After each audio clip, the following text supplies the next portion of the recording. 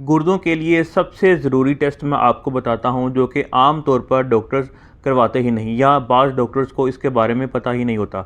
Urine microscopy test, ये आम urine test से डिफरेंट होता है। इसमें पेशाब को माइक्रोस्कोप के नीचे देखकर बारीक चीज़ें चेक की जाती हैं। अब इसमें क्या चीज़ें नोट की जाती हैं, ये देखा जाता है कि पेशाब में आरबीसीज, पसल्स, किसी तरह के क्रिस्टल्स या इन्फेक्शन की मौजूदगी को देखा जाता है। और ये टेस्ट आपके गुर्दों की फ़िल्टरिंग यूनिट्स की कंडीशन को बता देता है, यानी गुर्दों के अंदर होने वाला नुकसान ये टेस्ट बताता है। गुर्दों में बहुत बारीक नालियाँ होती हैं। इन्हीं नालियों के अंदर जब कोई मसला होता है, कुछ मादे, प्रोटीन, खुलियात वगैरह जमा होकर एक लंबी सिलेंड्रिकल शक्ल बना लेते हैं।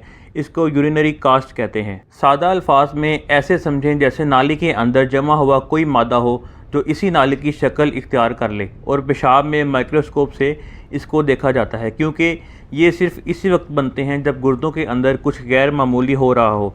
इसलिए ये गुर्दों की बीमारी का अहम इशारा होते हैं, क्योंकि आम पेशाब में खून या प्रोटीन मुख्तलिफ जगहों से आ सकता है, लेकिन कास्ट बताते हैं कि मसला गुर्दे के अंदर से शुरू हो रहा है, ये मसाने से नहीं। तो ये टेस्ट बताता है कि गुर्दे के टिश्यूज़ को कितना नुकसान पहुंच रहा है। इसलिए ये टेस्ट गुर्दों के मरीज़ों के लिए इंतहाई ज़रूरी होता है।